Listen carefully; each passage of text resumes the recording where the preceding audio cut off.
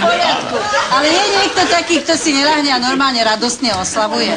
Ja mám Silvestra takého, že to musím povedať každý rok skvelého.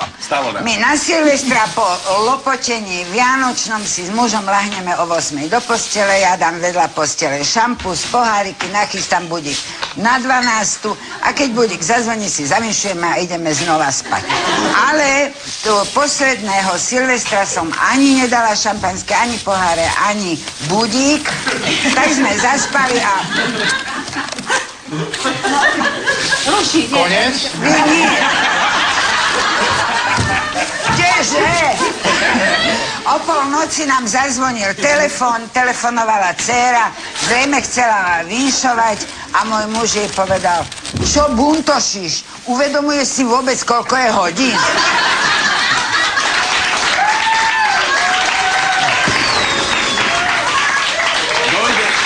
Dano má slovo. Dojde blondína k pokladni a hovorí... A nezaplatí. Igelitku. A hovorí, jednu igelitku. A predavač, a čarovné slovičko? Čári, mári, fuk, igelitku. Ja na Silvestra vždy ráno vstanem a hneď poviem vtip. Napríklad, to je silvestrovský, príde trpaslík na čerpaciu stanicu a hovorí, prosím vás pekne, do toto autička 2 kapky benzínu a 1 kvapku oleja by som prosila. Pumpar na neho pozrie a hovorí, a prdnú do pneumatiky by si nechcel.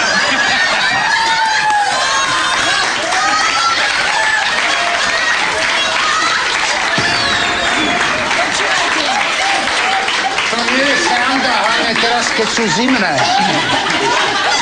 Vy na tejto pravej strane, vaše veličenstvo, povedzte nejaký anglický, kvalitný... Som vytúžil sa zblížiť s kráľom. No, ešte táto strana tu žádí a... Minulý týždeň zaznelo, že ten váš známy nejaký vie to happy birthday vyprdieť, tak mohol by to vyprdieť do tej pneumatiky.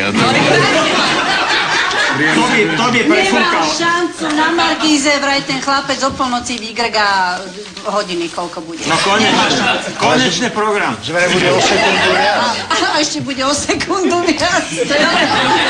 O jeden grk.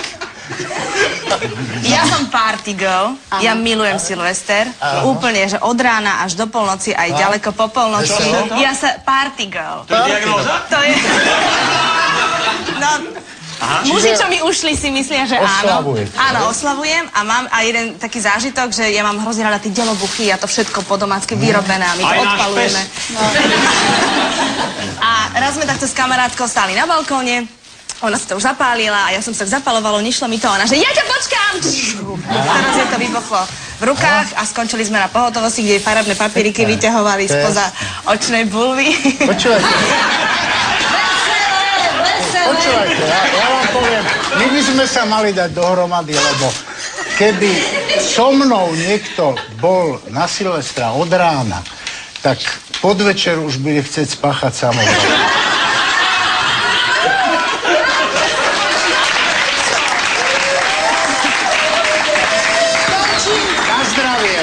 Zabudol som zase, že... Končím tému Silvester, musíme ísť ešte aspoň jednu. Ideme ďalej. Predsavzatia, preto patrí k Silvestru, k novému roku. Dávajte si, aké... Ja sa hlásim, Ideš. Dlho som si nedával predsavzatia do nového roku a teraz si dávam predsavzatie. Nie, dám si, predsa vezmem si. Predsa si vezmem predsavzatie. Jednoducho budem viac počúvať, čo mi hovorí moja manželka. No, ale vysvetlím. Tak sa zlákol. Ježiš. Povedal, vždy, keď vypisujem tú žiadosť na 300 miliónov, Aj ty? a ja, čo tak mi moja žena vždy hovorí, a daj tam poriadne čísla, nie tie, čo si dal minulé. A ja vždy, keď to počujem, tak sa niečo vo mne a vždy zle dám. Ale od nového roku uvidíte poriadne, konečne poriadne čísla a budem vás pozdravovať z Tahiti. Aký šťastný.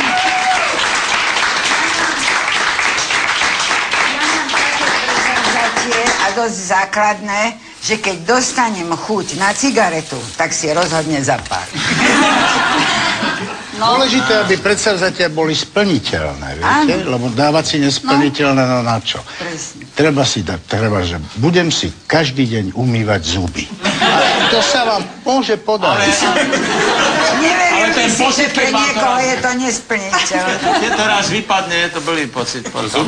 Ale keď už hovoríš o tom svojom predsavzatí, mám na teba dobrý vtip. Lekár na lôžkovom oddelení hovorí pacientovi: no mám pre vás dve správy, jednu lepšiu, druhú horšiu. Tá lepšia je, máte pred sebou deň života. Ten pacient sa zhrozí, čo už môže byť tá horšia. On hovorí: no, včera som vám to zabudol povedať.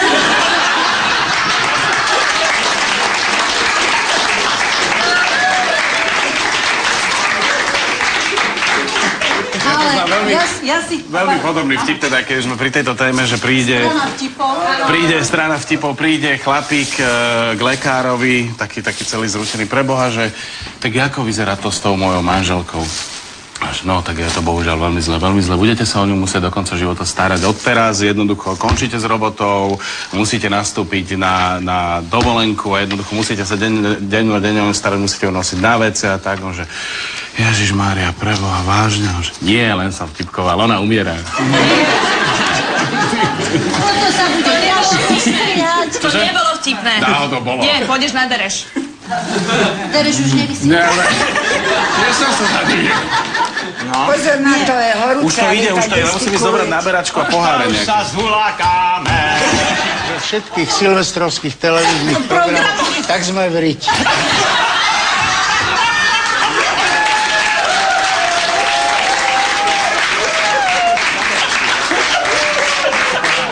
Obávam sa, že aj tá televízia.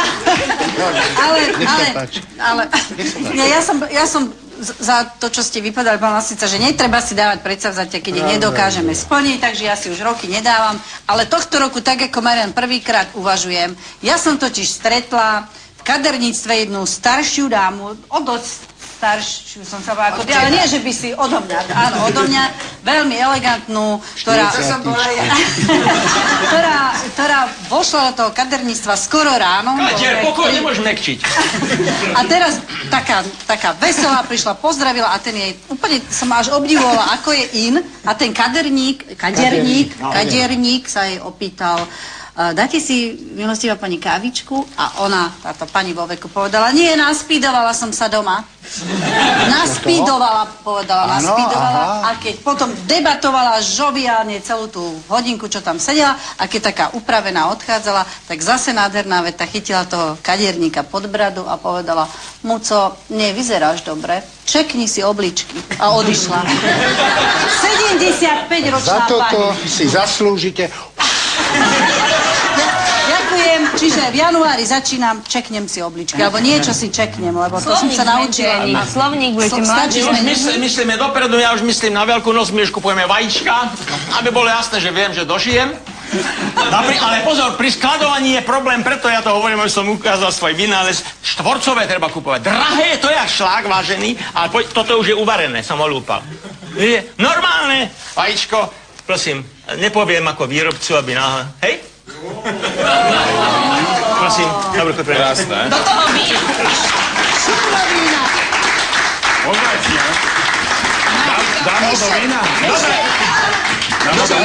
Ja som videl tú sliepku, ktorá tie veci znáša. Vyzerá veľmi čudne. Taká je štvorcová trošku. Ona tiež tak. No ešte, prosím vás, ešte aspoň jednu tému, serióznu, trošku serióznejšiu. Ja pevne verím, že v tom budúcom roku nebudete myslieť všetci len na seba a na svoje dobro a výhody pre seba, ale budete myslieť aj na iných. A ja som teda zvedavá, či o tom uvažujete, čo dobrého v tom novom roku chcete urobiť.